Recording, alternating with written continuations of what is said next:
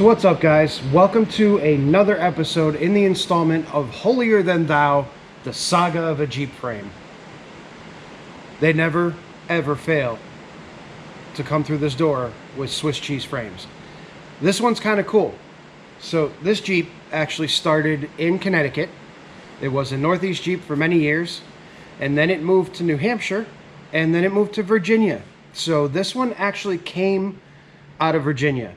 This customer towed it up from Virginia to me to have the frame replaced. So we're gonna go ahead and do that. And I think what I'm gonna do in this video is I get a ton of questions on these videos and they're very random. So I'm going to try to address every bullet point question that was in each one of the videos that I've done, just to make it a little bit more interesting than just another Jeep frame video. We got a couple more things that we're going to do on this one that we normally don't do on the other ones, so you'll get to see that. But for right now, what we're going to do is, one of the biggest questions that I get all the time is, do you coat the inside of the replacement panels before you put them on the Jeep? And if you don't, they're just going to rust inside and blah blah blah. So I'm going to take you through the process that I use to coat the insides of these things before we actually put them up, and then from that point on, we are going to go ahead and start working with this Jeep. I'll show you, I'll get it up in the air and I'll show you guys what it's all about and what's wrong with it, what we're going to be doing. So right now, let's go over to the door where I have everything set up and we're going to start coating the inside of that frame. All right, guys, so here's the frame rails. So they come from Safety Cap, basically completely bare. They are just literally bare metal. So what I've gone ahead and done is I've already gone ahead and wiped out the inside of these things, just, you know, with a quick microfiber. And then the one thing that we are going to use, the one and only thing we're going to use to coat the insides of these, is this stuff right here. Is that stuff right there. It is Rust-Oleum's self-etching primer. It etches the metal and primes it at the same time. This stuff is amazing, and what they don't say on the back here in all these instructions is that you can actually weld through this stuff. It's got enough zinc in it to where you can actually weld through it, which is amazing because I can coat the entire inside of the frame without having to worry about weld penetration, because you can weld through this primer. So by putting this on the insides of these, what we're going to end up with is a surface that we can weld to, as well as a nice base for whatever type of corrosion protection this customer chooses to use, whether it be just washing the frame out, whether it be using something like fluid film or some of the Eastwood interior frame coating, or whatever it may be. This primer will give it a great base. It's also got a rust inhibitor built into it, so even if for some reason it should scratch or whatever, which is not going to, it has a rust inhibitor built into it. And then once we get these up in the truck, we will use the same stuff to coat the outside of the frame, and then we'll give the outside of the frame a nice coat of paint, and it'll be good to go. So for all you guys asking, Rust-Oleum self-etching primer. You can get this stuff at Walmart, Advance Auto, AutoZone. Everybody carries it, and it's really amazing stuff. You'll need probably 2 or 3 cans to do this whole project. So we're going to get to painting these things up, and then we'll come back and we'll take a look at that Jeep.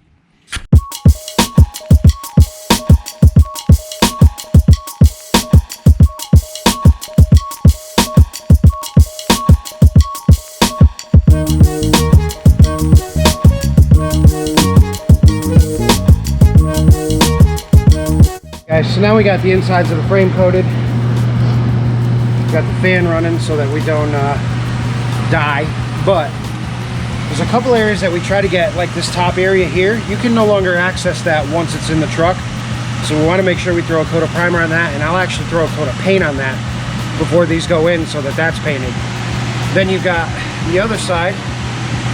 And guys, it doesn't really matter what this looks like on the inside. You just want to make sure you have a nice thick heavy coat that's going to coat everything on the inside. I leave the bolts in so that the ends of the bolts get coated, the interior nuts get coated, so that you don't have to worry about corrosion in the future. And we'll put some never sees on those as well so they don't. But guys, super important thing about these safety caps, all Jeep had to do to resolve this frame issue is put that guy in there, right there. That little hole solves all the problems with the rot for the most part. So, all right, so that's what those look like coated. Again, Rust-Oleum right there. self-etching primer, give them a nice heavy coat, make the stuff look good, and you'll be golden. So now what we're gonna do, now that we got those coated and drying, we're gonna get this thing up in the air, and I'm gonna take you guys underneath it and show you exactly what we're dealing with.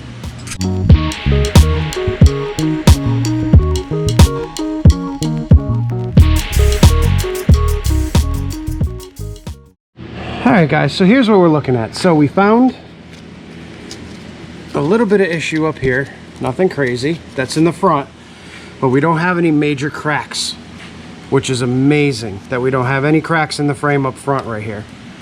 Same thing goes for this side. We're starting to get a little bit soft and bubbly right here, but no major cracks like we've seen in the past with other ones that crack right up in this area here. So we just got our normal, you know, rust that we're going to be cutting out anyway.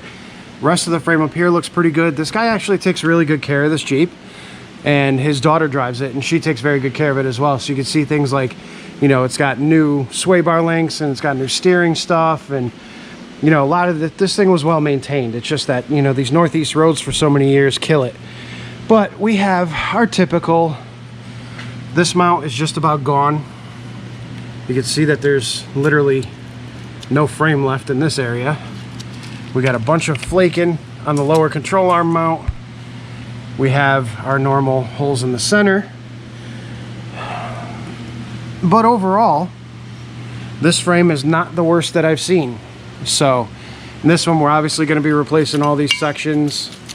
We're also going to be cutting out the spring buckets because they're shot on both sides. We'll cut those out. We're going to put new ones in there. We got a trailer hitch back here that we're just going to want to make sure is still good and is still mounted properly, and that the rust hasn't taken hold of it yet, and it looks pretty good so far. Again, we're going to do this spring bucket back here. We're going to do the typical exhaust hanger that always falls off of these things, and then the exhaust does this. We're going to cut that off anyway and get that out of there for now. And then, yeah, I mean, even, you know, this side isn't too bad, but we're going to catch this one before it gets a chance to crack in half. So we're lucky. Now, the last thing we're going to do on this particular Jeep that you've never seen us do on this channel is these body mounts. So we've got a body mount right here that you can see has pretty much just rusted straight through. This body mount's not doing anything any longer. However, that one is still good. And believe it or not, this one is still good. However, the body is starting to rot up in this area here, which is pretty much the rocker panel. So with this support being good, with the exception of the center section of it, what we've got is this new section. And because we don't want to take the whole body off of the car, we are going to just utilize this center section right here. We're going to cut it probably right here, and we might just leave all that. So we're just going to use the center section here and put that up in the position where it's actually rotted out. We'll weld that in, make it look nice, and then we'll make sure that everything is good with this one. So that's something you guys have actually never seen us do, is that piece right there. But so we've got our safety caps over there drying out, and we got this Jeep that we're basically going to start working on. Now, the first thing I'm going to do is spray down these rear shock bolts so we can get these out, because we got to get these out to drop the axle, get the springs out of the truck, and then we're going to cut those mounts right here off and install the new ones. Then we're going to move on to the frame. So here we go. So I didn't film any of this stuff because these bolts, all of these are a battle to the death, and it's just not fun to watch me go over and over, spray, hit them, spray, hit them. But anywho, so we got all of the lower control arm bolts loose. The upper control arm bolts are loose. Sway bar end links are out, and we didn't break the bolts, which is amazing. Got both sides out. Come around to the back side, and we got that shock disconnected, that shock disconnected. Now what we're going to do, we have the weight of the axle supported by these two jacks right here. We're going to lower the jacks down and see if we can't get the coil springs out. So let's go ahead and do that.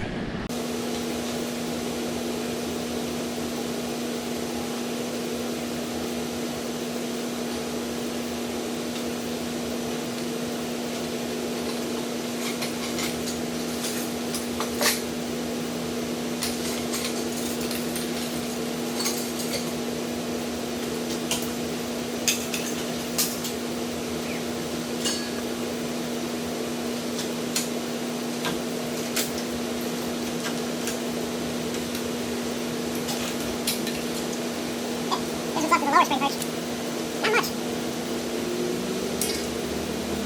Remember when I said to you guys we're going to be doing some stuff on this that you've never seen us do on any other one before? Well, aside from the normal frame issues and the upper spring buckets, which we've done before, that's all that's left of the lower spring perch. So we're actually going to have to make one of those because I don't have one. We don't have time to order one. And yeah, so we're going to have to manufacture this, which is not a big deal because it's literally just a circle with a tube in the middle to hold on to the spring, and it's welded to the frame. So it's going to take us a little bit longer on this side. The other side doesn't look as bad, but it's still pretty gnarly. Oh, actually it is as bad. So you know what? Maybe we'll do both sides. We'll make a couple of perches and we'll weld them on. So what's nice about this is the actual coil spring sits right above. These look like they're offset, and they are offset from the axle, but the actual spring sits right on top of the axle. So when we make these, we don't have to make them as big as they are here, and we only need that perch for the or a tube for the spring to set on so it doesn't move around. So what we're gonna do is we're gonna, you know, hit this with the old needle scaler to get all the scale off of it so that I can actually hit it with the plasma cutter. We'll plasma cut all this out, and then we'll plasma cut a nice couple of pieces to go in here. We'll make them up, we'll weld them in, and we'll be good.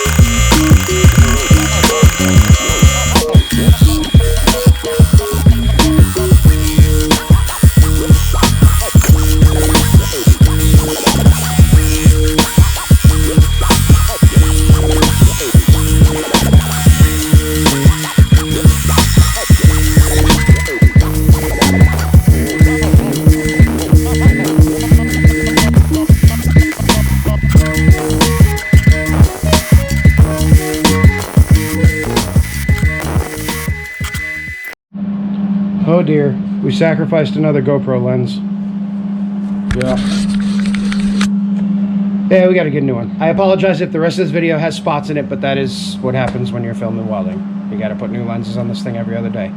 But after a little plasma cutting, a little spinning it up on the lathe, and a little bit of welding, this is what we end up with.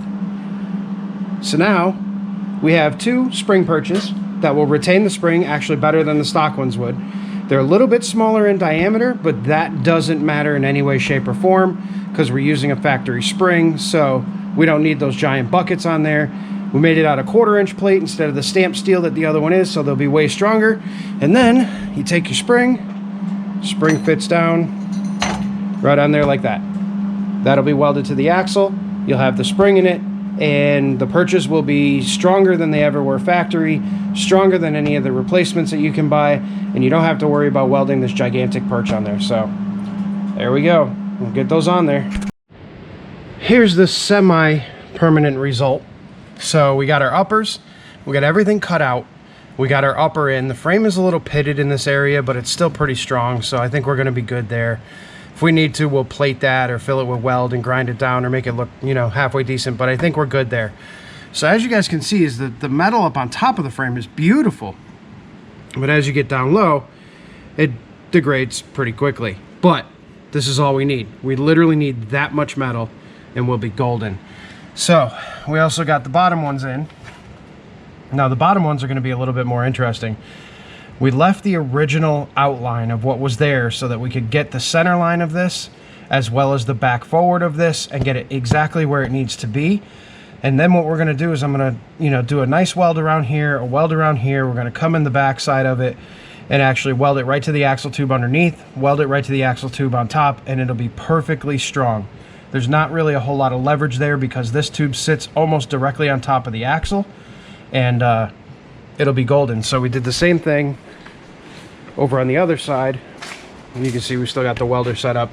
Same thing over on the other side, where we kept the outer ring of this just so that we could locate this properly, and then we're going to cut this ring off of here, get rid of it completely for the most part. And again, same thing, upper mount is in. Now we just got to final weld all that stuff, final weld this guy, and then we'll be good to go on the back end. We can literally start by putting the shocks, hanging the shocks back in. We're not going to put the springs back in yet because that thing makes us a little bit more difficult to put things back together. But we got to take the lower control arm off, upper control arm off, cut the exhaust out, get the skid plate off, which is always fun. And then once we've got all that off, we'll take these side steps off of here, and we'll prep everything to get the frame sections in, which means, coming in with our plasma cutter and chopping the whole frame. So I am going to take a quick break, and then I will come back and we'll start prepping for the frame now. All right, so when I said that this frame wasn't the worst one that we've seen, I probably lied a little bit. So let me show you guys something. So normally we only see rot up to about here. This one we're seeing rot almost all the way to the top, which again is not a huge deal. If you can see inside there, top of the frame has some surface rust, but it's nothing too bad. And the inside of the frame there is pretty gnarly. But again, with the C-channel that we're putting over top of this thing, even though the frame is rusted up that far, we won't have a problem strengthening this thing back up. And we're replacing all of this stuff right here that's got holes in it, more holes here. And the crazy thing was with this one, where was it that, oh, I started punching holes through here just by removing paint. So this frame was pretty gone. But on a better note, we got spring perch in, top and bottom. And we're going to be, holy brightness, we are going to now plasma cut that part of the frame out. We got everything set up, everything's mounted, everything's where it should be. The frame has been measured, everything is nice and straight. Which luckily it wasn't cracked, so we didn't have much straightening to do. It was literally like 1/8 of an inch off. So we tweaked it a little bit, and we put some spacers in the lift, and it's good to go. So yeah, we are literally going to now cut this side of the frame out.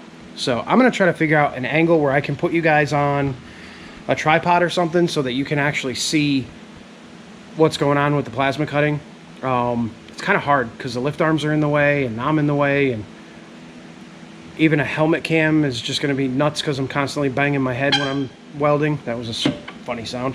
But that's what we're going to do now. I'll see if I can set you guys up. Maybe I can find somebody to help me film this. I don't know. We'll see.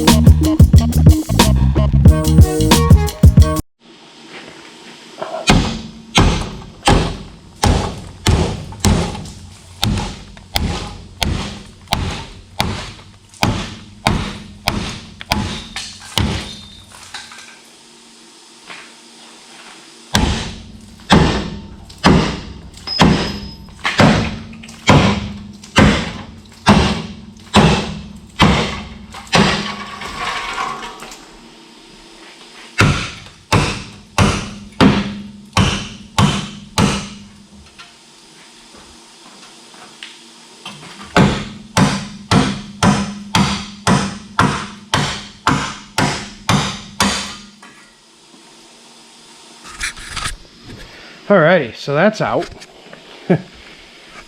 Very much out. Now how well you're gonna be able to see, I don't have the light attached because I got you guys on a magnet. I figured it out. But yeah, frame's out. We're going to hit the inside of this. There's all kinds of crap up inside there. Sure you can kind of see it. If we just do this. There's tons of stuff up there that we got to get out of there.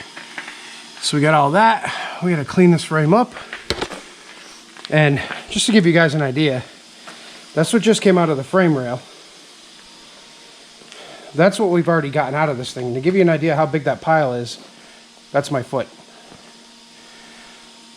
So that's probably 30 pounds of stuff right there, plus what just came out of that frame rail. Unbelievable. But we're gonna keep plugging away.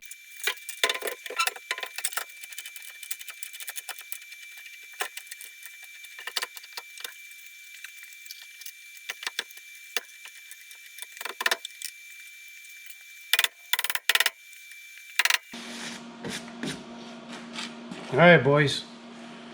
I think that's where we're going to end the video because it's a long one already. But safety cap is in place. We're going to run around and tack it. I don't think we're going to fully weld it tonight because it's getting late, and truthfully, we can just come in early tomorrow, bang out the other side. We got all the stuff in the rear end is done. Everything is good to go. We literally just have to weld these pieces in, throw some paint on them, put the skid plate in, and this one we can send it.